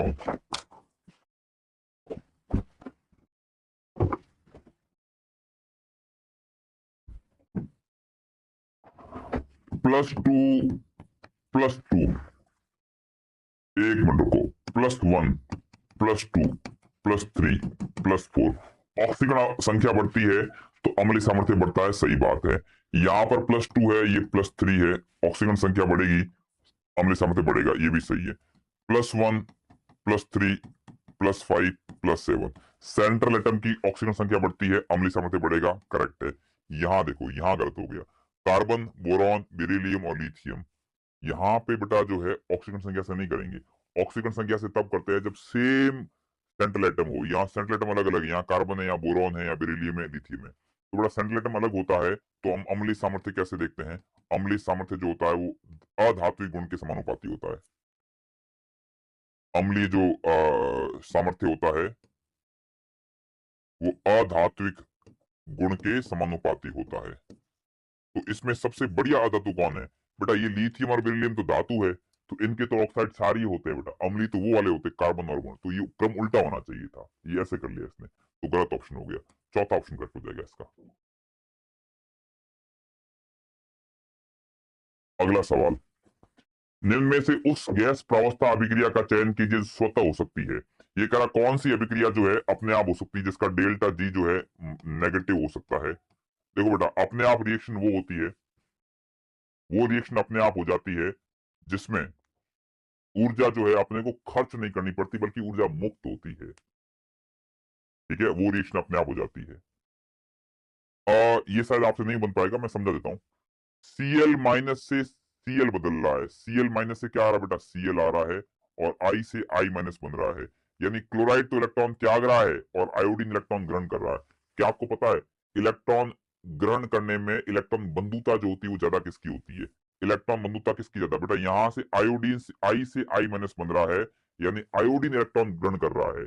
जबकि आपको पता है कि क्लोरीन की इलेक्ट्रॉन ग्रहण करने की प्रवृत्ति होती है, वो ज्यादा होती है। तो अगर ये ऐसा होता, उल्टा होता, मान लो ये वाली रिएक्शन पॉसिबल नहीं है, इधर वाली अगर ये उल्टी होती है, Cl से Cl माइनस बनता तो पॉसिबल होती है, क्योंकि क्लोरीन की इलेक्ट्रॉन ग्रहण एंथैल्पी होती है आयोडीन से ज्यादा होती है। तो इसमें जो है ये रिएक्शन स्वतः नहीं होगी।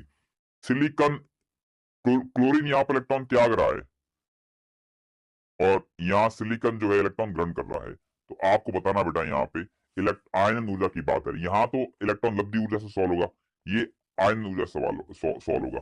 आप मुझे बताओ क्लोरीन में और सिलिकॉन में किसकी आयनन ऊर्जा ज्यादा होगी? ऊपर वाला सवाल मैं दोबारा करता हूँ बेटा। यहाँ पर इलेक्ट्रॉन लब्धि वाला था, ये इलेक्ट्रॉन लब्धि ऊर्जा क्लोरीन की ज्यादा होती है, किससे? आयोडीन से। तो क्लोरीन से Cl माइनस बनेगा, वो तो पॉसिबल हो जाएगा। तो क्लोरीन से Cl माइनस यानी रिवर्स रिएक्शन पॉसिबल है। ये वाली रिएक्शन जो है बेटा, ये वाली रिएक्शन पॉसिबल नहीं है, इसलिए मैंने ऑप्शन टिक गलत कर दिया, ये मतलब ये ऑप्शन करेक्ट नहीं होगा। यहाँ अगर हम बात करें क्लोरीन और सिलिकॉन में, अगर हम आयन ऊर्जा की बात करें तो बेटा सिलिकॉन इधर होता है, क्लोरीन इधर होता है, इधर आने पर जो है आकार छोटा होता है, तो आयन ऊर्जा बढ़ती है, तो क्लोरीन की आयन ऊर्जा ज्यादा होती है। तो क्लोरीन की इलेक्ट्रॉन जो है वो निकालने में आपको ज्यादा ऊर्जा खर्च करनी पड़ेगी, तो ये वाली रिएक्शन बेटा पॉसिबल नहीं होगी, सेकंड वाली पॉसिबल नहीं होगी। हाँ, सिलिकॉन से सिलिकॉन प्लस बनता तो पॉसिबल हो जाता, तो ये भी आपका गलत हो गया है, तो ये भी वैसे ही ऑप्शन होगा नहीं। यहाँ पे पूछा है आपको क्रिप्टॉन और हीलियम, यहाँ क्रिप्टॉन इलेक्ट्रॉन त्याग रहा है, इधर क्रिप्टॉन से क्रिप्टन बन रहा है, या हीलियम वाली रिएक्शन उल्टी है बेटा यहाँ पे। तो आप बता सकते हैं हीलियम और क्रिप्टन में किसकी आयन ऊर्जा ज्यादा होती है? हीलियम और क्रिप्टन बेटा, हीलियम की तो पूरी आवर्त सारणी में ज्यादा होती है, तो हीलियम जहां इलेक्ट्रॉन त्यागेगा वो वाली रिएक्शन अपने आप हो जाएगी। तो ये वाली रिएक्शन है, ये हीलियम के इलेक्ट्रॉन त्यागने वाली, वहां ज्यादा ऊर्जा चाहिए होती है, तो ये रिएक्शन पॉसिबल नहीं होगी। इसकी उल्टी रिएक्शन है क्रिप्टन वाली, ये पॉसिबल हो सकती है। तो चौथा आंसर करेक्ट हो जाएगा इसका, फोर्थ ऑप्शन करेक्ट हो जाएगा।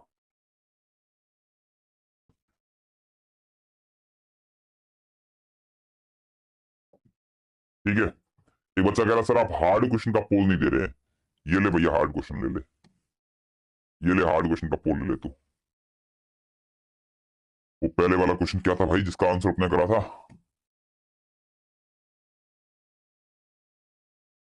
डी ऑप्शन था उसका। भूल जाते यार। और पोल बढ़ना 61%।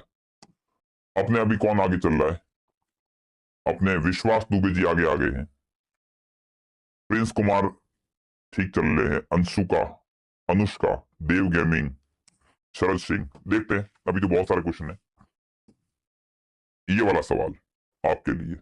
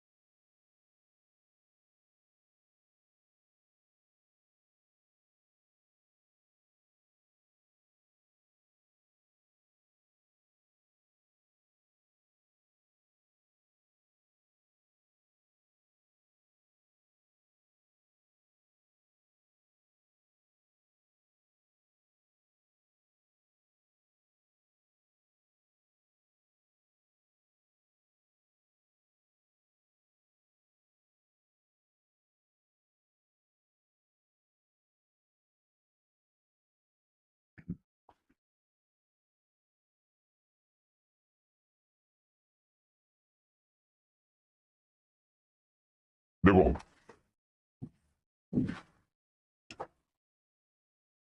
एक होती बेटा आयनिक त्रिज्या, एक होती है आयनिक त्रिज्या, एक होती है जल योजित त्रिज्या। जल योजित त्रिज्या,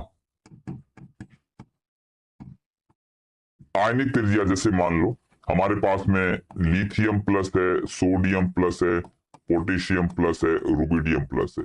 इनकी आयनिक त्रिज्या क्रम अगर ये है, तो जल में जाने के बाद में जो छोटा आयन होता है वो सबसे बड़ा हो जाता है, क्योंकि जितना छोटा आयन होगा बेटा उसका जल योजन उतना ज्यादा होगा, तो जल में जाके बहुत बड़ा हो जाता है, क्योंकि जल के अणु उसको घेर देते हैं। तो आयनिक त्रिज्या का और जल योजित त्रिज्या क्रम उल्टा होता है। तो जल में लिथियम प्लस बड़ा हो जाएगा, जल के लिए हम ए क्यू लगा सकते हैं यहाँ पर।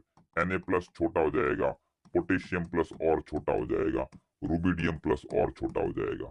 अगर आपसे पूछे आयनिक गतिशीलता क्या है ना, गतिशीलता की बात करें तो गतिशीलता जो है वो जल योजित त्रिज्या के व्युत्क्रमानुपाती होगी। जितना छोटा आयन होगा ना पानी में, वो आराम से गति कर पाएगा। मोटा आयन होगा तो उसको चल नहीं पाएगा बेटा। मोटे लोग होते हैं, मतलब मोटे आयन, सॉरी मोटे लोग, मैं किसी मजाक नहीं उड़ा रहा हूँ। ठीक है, मोटे आयन जो होते हैं उनको चलने फिरने में तकलीफ होती है। छोटे आयन होते हैं या जिनका आकार छोटा होता है उनको चलने फिरने में आसानी होती है। तो गतिशीलता जो होती है वो आपकी जल योजित त्रिज्या के व्युत्क्रमानुपाती होती है। यहाँ पे अपने पास में एल्यूमिनियम 3+ है और मैग्नीशियम 2+ है। एल्यूमिनियम 3+ में और मैग्नीशियम 2+ में वैसे तो आकार जो है मैग्नीशियम 2+ का ज्यादा होता है, लेकिन पानी के अंदर आकार बेटा ज्यादा किसका हो जाएगा? एल्यूमिनियम का आकार मैग्नीशियम से ज्यादा हो जाएगा। और जिसका आकार ज्यादा होगा उसकी जल योजित उसकी जो गतिशीलता होगी वो कम हो जाएगी। तो जल के अंदर बेटा गतिशीलता जो है एल्यूमिनियम की कम होगी और मैग्नीशियम की ज्यादा होगी। तो इसने कहा एल्यूमिनियम की गतिशीलता जो है मैग्नीशियम से अधिक है। ये बात तो बेटा गलत होगी, सरासर गलत हो गई है। पोटेशियम और आयन, पोटेशियम की और कैल्शियम की बात करें तो जल के अंदर वैसे तो पोटेशियम और कैल्शियम में कैल्शियम छोटा होता है, पोटेशियम बड़ा होता है, लेकिन पानी के अंदर कैल्शियम बड़ा होता है।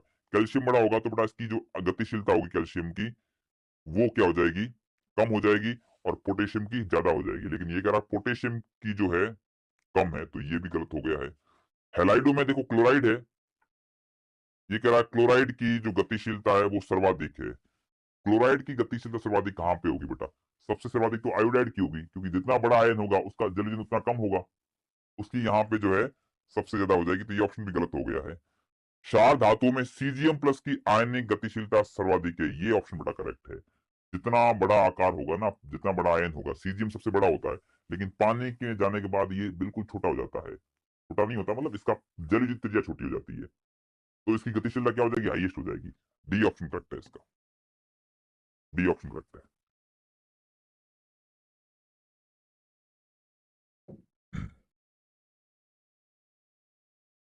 NO3 माइनस में नाइट्रोजन पर नियमनिष्ठ आवेश क्या है? नियमनिष्ठ बोलते हैं उभयनिष्ठ को, उभयनिष्ठ आवेश को बोलते हैं, उभयनिष्ठ बोलते हैं औपचारिक को, औपचारिक बोलते हैं फॉर्मल को। भाई ये सब पर्यायवाची शब्द है। ये कह रहा है नाइट्रेट में N पे फॉर्मल आवेश कितना है? फॉर्मल आवेश निकालना आता आपको? कैसे निकालते हैं?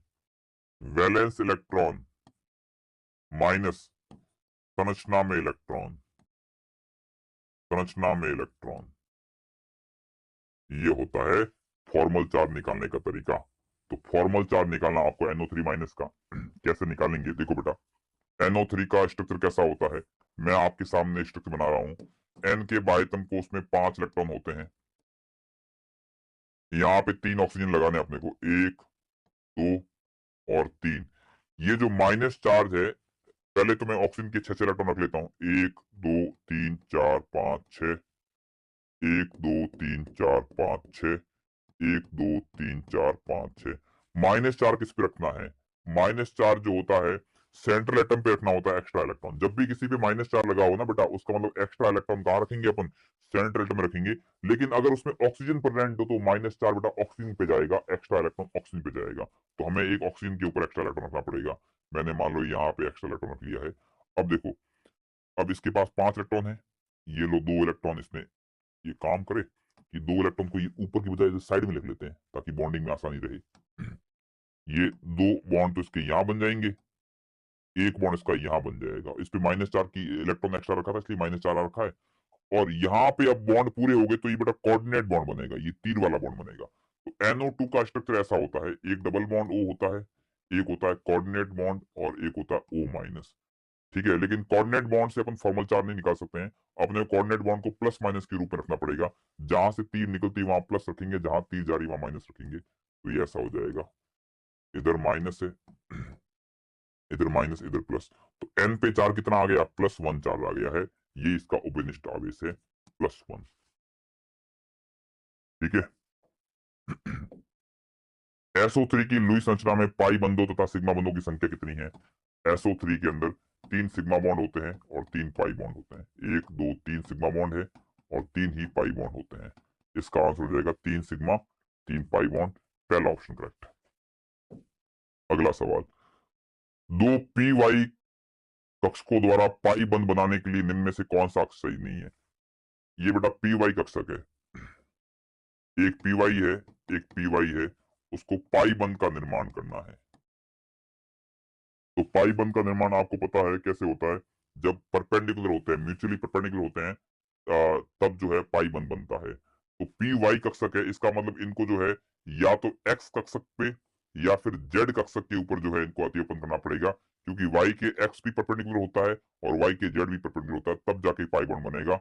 अगर ये वाई कक्षक पे अतिपन कर लिया बेटा, पी वाई और पी वाई ने अंतरनाभिकीय अक्ष वाई पे अतिपन कर लिया, तो बेटा वहां सिग्मा बॉन्ड बन जाएगा। तो यानी कि जो है सही नहीं, कौन सा सही नहीं है?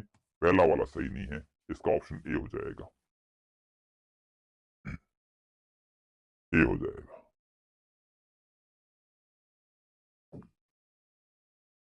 निम्न में से कौन से कक्षक की पाली सबसे लंबी होती है? पाली जानते हो? पाली, पाली एक शहर है राजस्थान में, वो नहीं है बेटा ये। ये पाली कौन सी होती है? ये आपने देखा होगा पी कक्षक में, ये ना, ये ऐसा दिख रहा है, ये इसको लोब को पाली बोलते हैं। ये देखो, ये पाली है, ये एक पाली, ये दूसरी पाली। इसको लोब बोलते हैं। तो कह रहा सबसे लंबी पाली किसकी होगी, सबसे लंबी पाली किसकी होगी। अरे काय का ब्रेक करे, अभी तो लेक्चर स्टार्ट हुआ, ब्रेक कर दे अभी।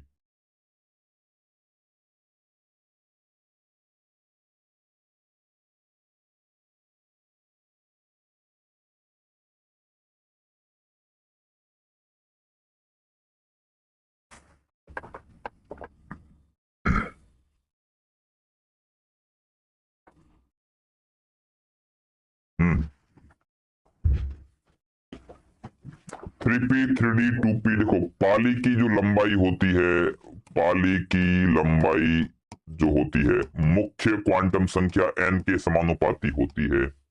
यहाँ पर n का मान कितना है, 3 है। यहाँ पर n का मान 3 है। यहाँ पर n का मान जो है वो 2 है। यहाँ पे n का मान 4 है। जितना ज्यादा मुख्य क्वांटम संख्या हो उतनी पाली इसकी लंबी होगी। इसका आंसर जो है वो फोर्थ वाला हो जाएगा, डी वाला ऑप्शन हो जाएगा। PCl5 के त्रिकोणीय द्विपिरामिडीय आकृति में कितने 90 डिग्री कोण है। अच्छा सवाल है, ये करना आपको। और मुझे ये याद नहीं कि पिछले सवाल का क्या आंसर था, बहुत देर बाद अपना सवाल आया है।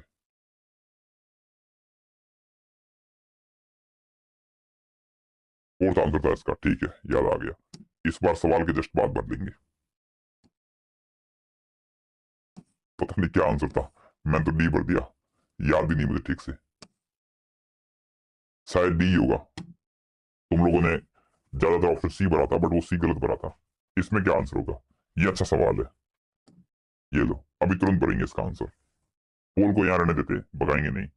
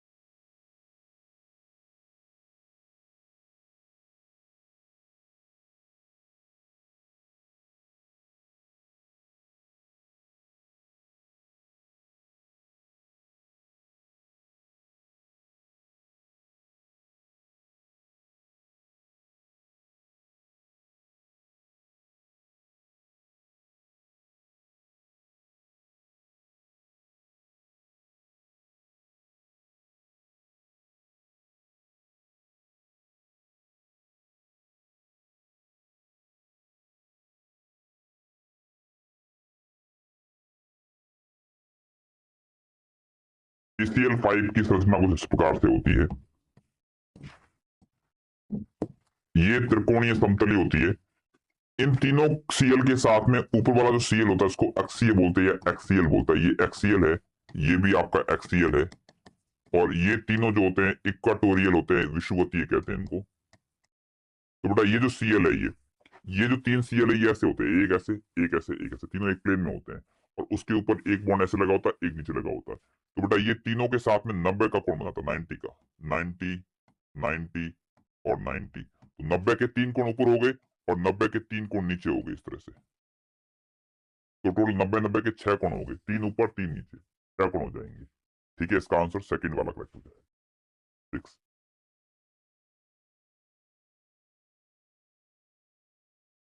ठीक है, अगला सवाल। निम्न में से किस यौगिक में पी पाई बंधों की संख्या पी पाई डी पाई बंधों की संख्या के बराबर है। इसका मेन कंसेप्ट क्या, जरा देखो एक बार। कंसेप्ट ये होता है, अगर किसी परमाणु में केंद्रीय परमाणु, अगर किसी यौगिक में केंद्रीय परमाणु का संकरण sp है तो सभी पी पाई बंध होंगे।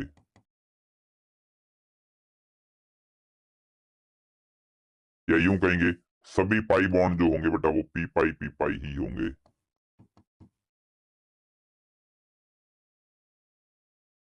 सभी पाई बॉन्ड जो है वो पी पाई होंगे। ठीक है, अगर किसी का संकरण sp2 है, sp2 है, तो sp2 में पाई बॉन्ड कैसे होंगे, एक तो होगा पी पाई, बाकी सब जो है वो पी डी पाई होंगे। और अगर किसी का संकरण sp3 हो तो उसके सभी पाई बॉन्ड जो है सभी पाई बॉन्ड जो है बेटा वो पी पाई डी पाई होंगे। ठीक है, SO2 में इसका संग्रहण sp SO2 ऐसा होता है, S double bond O double bond O। ठीक है, संग्रहण होता है sp2। SO3 में SO3 में भी क्या होता है बेटा, SO3 के अंदर भी संग्रहण sp2 होता है। O3 में ऐसा होता है POCl3।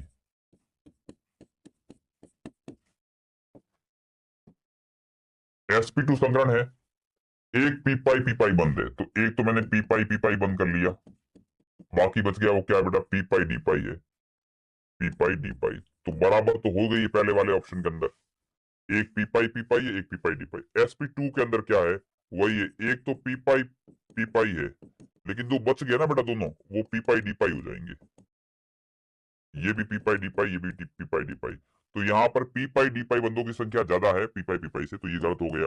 ओजोन में तो एक ही पाई बॉन्ड है बेटा, इसमें एक ही पाई बॉन्ड है, तो एक में तो फिर वो एक तो होगा। तो यहाँ पे अगर हम बात करें ओजोन के अंदर सेंट्रल एटम की, तो ये sp3 संग्रहित होगा बेटा यहाँ पर। तो यहाँ पर तो अपने पास में ये कौन सा हो जाएगा, यहाँ पे sp2 संग्रहित है, सॉरी, तो ये पी पाई होगा एक। यहाँ पे क्या है, sp3 संग्रहित है ये, तो ये अपने पास में हो जाएगा पी पाई डी पाई। तो इसका आंसर ऑलरेडी हमें मिल गया है, पहला वाला ऑप्शन करेक्ट हो जाएगा।